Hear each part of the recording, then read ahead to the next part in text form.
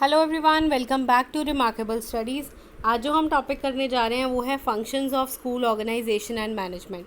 ये टॉपिक आपको मिलेगा बीएड का और सब्जेक्ट है स्कूल ऑर्गेनाइजेशन एंड मैनेजमेंट। इससे पहले मैं इसके मीनिंग के ऊपर डिटेल में वीडियो बना चुकी हूँ और इम्पॉर्टेंस के ऊपर भी लिंक आपको डिस्क्रिप्शन बॉक्स में मिल जाएगा, आप जाके उन दोनों वीडियोस को चेक कर सकते हैं। आज हम ये बेसिकली डिस्कस करेंगे कि स्कूल मैनेजमेंट एंड ऑर्गेनाइजेशन किस तरह काम करती है। आपको पता है कि एक स्कूल में बहुत सारी एक्टिविटीज़ परफॉर्म करनी होती है, तो school organisation and management department जो है वो डिफरेंट रूल्स रेगुलेशंस को फॉलो करके किस तरह एक स्कूल के डिफरेंट वर्किंग को परफॉर्म करता है। इसमें ये पॉइंट्स जो मैं एक्सप्लेन करूँगी, मैंने सबसे पहले ना उनकी हेडिंग्स आपको प्रोवाइड कर दी हैं। टोटल हम 10 पॉइंट्स डिस्कस करेंगे आज। सबसे पहला पॉइंट है हमारे पास डेफिनेशन ऑफ पर्टिकुलर रोल्स। हर एक स्कूल में ऑर्गेनाइजेशन में डिफरेंट लोग काम करते हैं।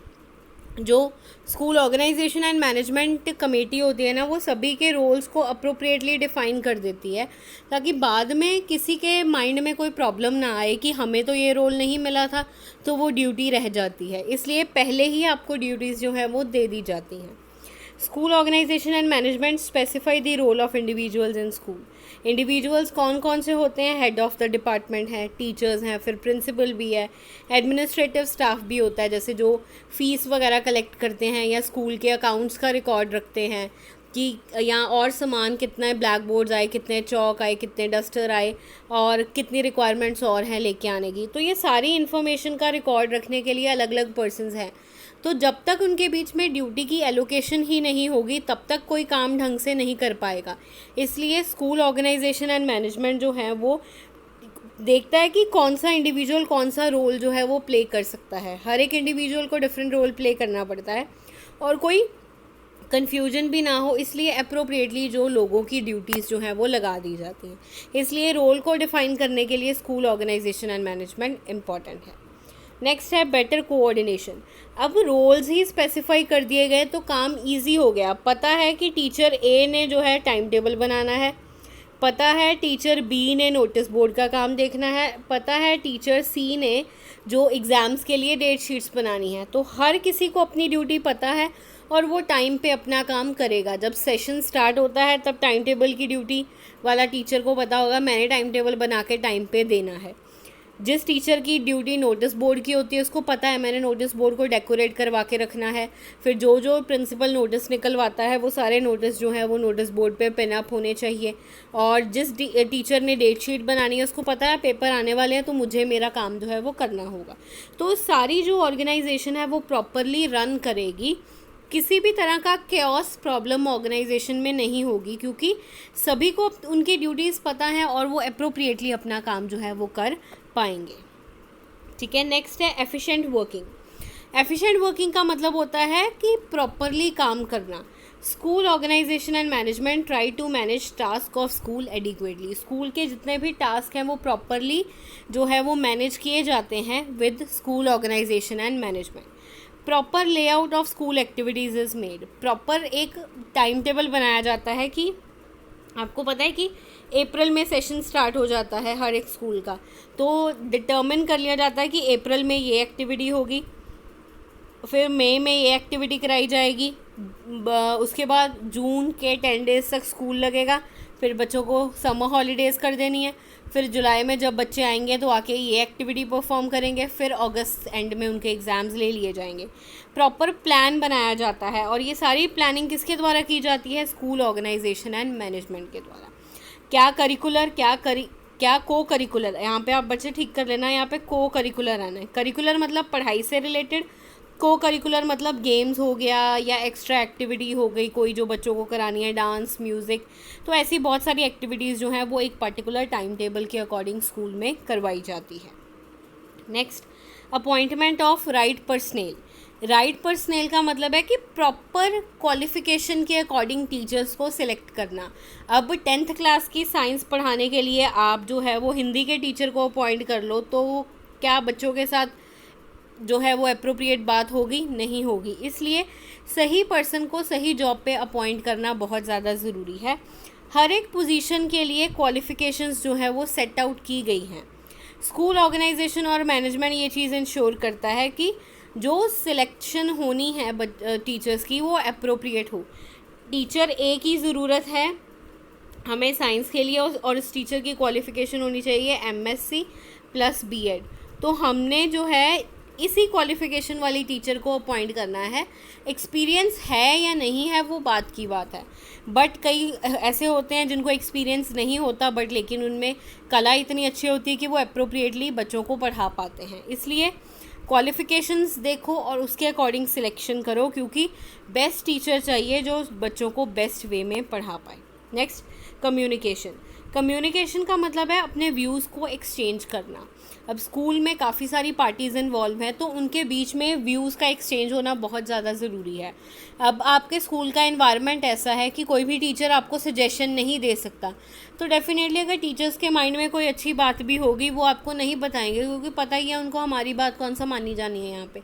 इसलिए इस तरीके का एनवायरनमेंट आपने क्रिएट करना है कि हर एक टीचर को राइट हो कि वो स्कूल की बेटरमेंट के लिए आगे आए, बोलें सजेशन से, क्योंकि प्रिंसिपल तो अपने ऑफिस में बैठा है।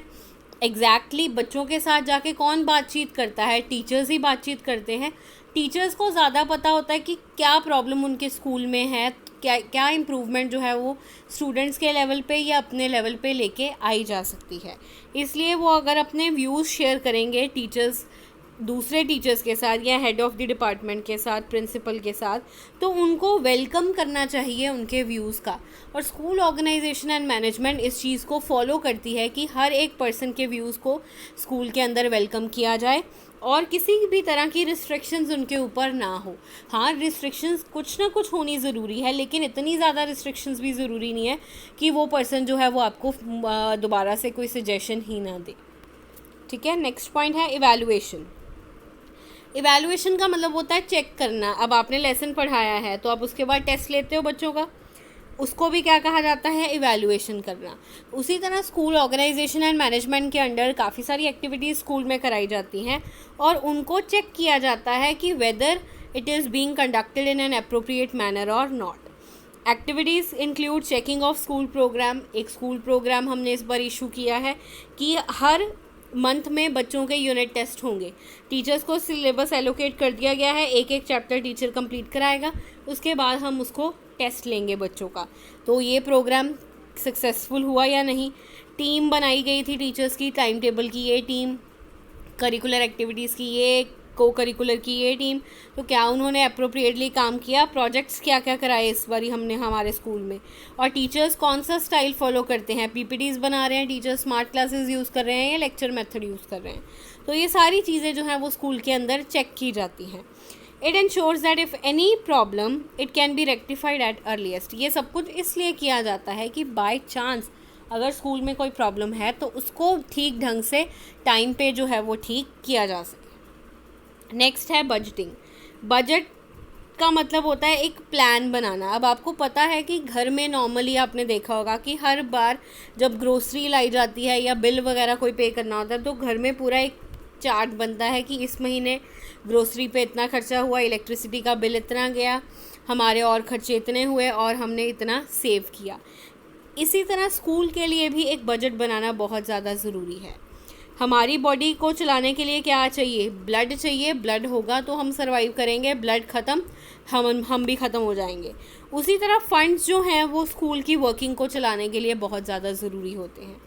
स्कूल मैनेजमेंट एंड ऑर्गेनाइजेशन ये चीज़ इंश्योर करती है कि जितने भी फंड्स हैं वो अप्रोप्रिएटली अवेलेबल हों स्कूल के अंदर।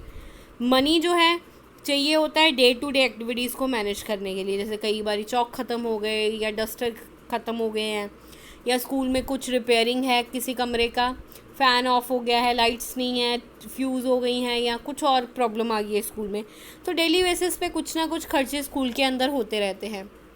तो प्रॉपरली फंड्स जो हैं वो स्कूल के पास होने चाहिए और बजटेड वे में काम करना बहुत ज़्यादा ज़रूरी है, क्योंकि एक ग्रुप ऑफ इंडिविजुअल्स मिलके स्कूल को चलाते हैं। तो हर एक के लिए ये चीज़ ज़रूरी है कि पता हो क्या रिकॉर्ड रखा गया है, कैसे स्कूल का पैसा खर्च हो रहा है। तो ये सारी चीज़ें जो है वो बहुत ज़्यादा ज़रूरी हैं।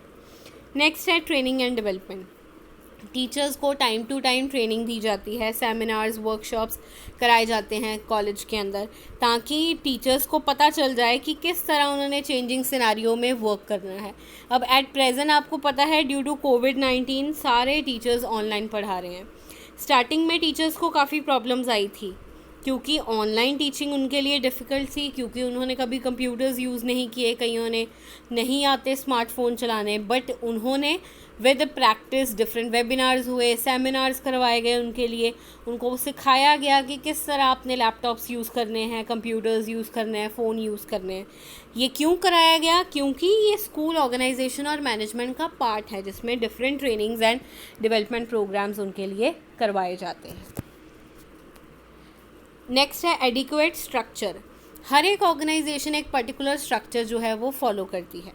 जैसे सबसे टॉप पे मैनेजमेंट है, मैनेजमेंट को कंट्रोल करता है प्रिंसिपल। प्रिंसिपल जो है वो फर्दर इन सारी बॉडीज़ को कंट्रोल करती है, जिसमें एक वाइस प्रिंसिपल होता है, head of the department, administrative and non administrative. मतलब एक प्रॉपर स्ट्रक्चर हायरार्किकल मैनर में ऑर्गेनाइजेशन में काम किया जाता है, ताकि कोई पर्सन ये ना कहे कि हमें तो इस ड्यूटी के बारे में पता ही नहीं था। मैनेजमेंट ने काम प्रिंसिपल से लेना है, प्रिंसिपल ने फर्दर इनसे काम लेना है, तो प्रिंसिपल ने आपको पहले ही ड्यूटीज़ एलोकेट कर दी हैं, तो आपको अपनी ड्यूटीज़ के अकॉर्डिंग काम करना होगा। इसलिए स्ट्रक्चर मैनर में जो है क्लासेस में पढ़ाई की जाती है। नेक्स्ट है arrangement of material resources. Organisation में रिसोर्सेज को प्रॉपरली अरेंज कराया जाता है कि टाइम पे सारी रिसोर्सेज अवेलेबल हों, ब्लैक बोर्ड अच्छे हों। कई बार ये होता है कि सर्वे किया जाता है स्कूल्स में कि आपकी क्लास का ब्लैक बोर्ड अप्रोप्रिएट है या नहीं, चेंज कराने की ज़रूरत तो नहीं है। उसी तरह हर साल कोई ना कोई फर्नीचर बनवाया जाता है, लैब्स के लिए इक्विपमेंट्स मंगवाए जाते हैं। अब साइंस लैब में आपने एक्सपेरिमेंट कराना है, सामान ही नहीं है तो क्या आप बच्चों को सिखाओगे? इसलिए स्कूल ऑर्गेनाइजेशन एंड मैनेजमेंट ये कहता है कि सामान प्रॉपर अवेलेबल हो। Make arrangement so that all resources are available. सारी रिसोर्सेज क्लासेस के अंदर अप्रोप्रिएटली अवेलेबल हो, इस चीज़ का ध्यान रखा जाता है। चलिए, ये था आज का हमारा टॉपिक, जिसमें हमने डिस्कस किए फंक्शंस। इसके अलावा अगर आप कोई और टॉपिक चाहते हो, यू कैन कमेंट बिलो। ये भी एक जो वीडियो थी वो रिक्वेस्टेड थी, मुझे कमेंट मिला था एक कि फंक्शंस के ऊपर आप एक वीडियो बना दीजिए, तो आज मैं वो वीडियो बना रही हूँ। इसके अलावा अगर कोई और टॉपिक है आप चाहते हो, then you can comment below, I will definitely make a video on that particular topic. हाँ, हो सकता है कि 2-3 दिन का टाइम लग जाए, लेकिन वीडियो आपको मिल जाएगी। ठीक है, चलिए, थैंक यू।